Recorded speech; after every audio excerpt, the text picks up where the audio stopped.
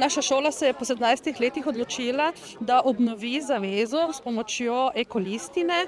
Na tej ekolistini smo spodbudili otroke k temu, da se držijo nekih novih vrednot, ki ustrezajo današnjemu času. Želimo si namreč otroke od malega spodbujati k temu, da naredijo čim več za ta trajnejši in ekološki način življenja. Ekološki projekti, ki jih že vodimo nekaj let od vrtcev in vseh razredov osnovnih šol z različnimi tematikami, predvsem posvečeni pravilnemu ločevanju odpadkov, pravi poti odpadka vsakega, kaj lahko tudi kasneje koristno uporabimo.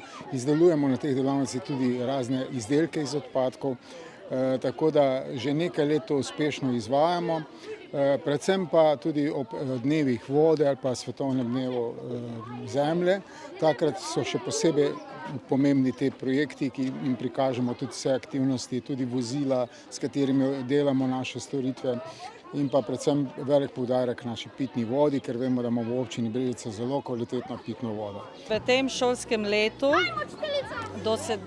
do podpisa smo nekako izpeljali vse glavne projekte, torej vodo, energijo, hrano, kar smo tudi predstavili na stojnicah. Uporabili smo tudi odpadke kot učni pripomoček.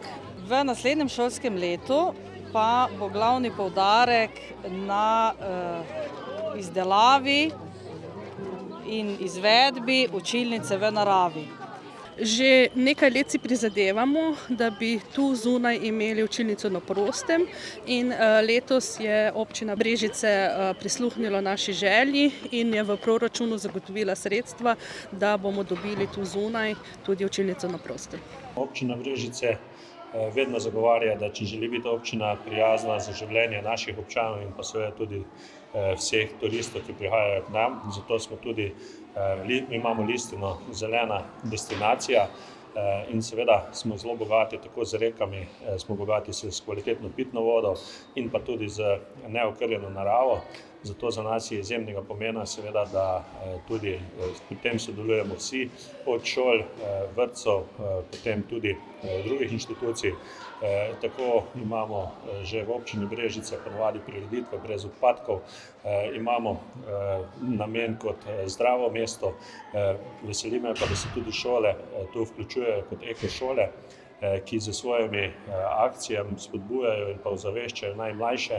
Vemo pa, da velikokrat najmlajše ozaveščajo tudi nas starejše in seveda zato sem vesel in podpiramo vse take napore vseh šol, ki spodbujajo predvsem zdravo, kvalitetno življenje in pa ohranjanje narave ter seveda tudi to ekosistem oziroma ekošole. Moramo ločevati odpadke, da bomo za prihodnje naše otroke in naslednike, da bomo imeli čisto okolje za njih, da varčujemo s pitno vodo in da nimamo naravnih odlagališč, da se večino probamo voziti s kolesom, da ne uporabljamo avtomobile. V okviru ekošole deluje tako matična šola kot podružnična šola kot vrtec.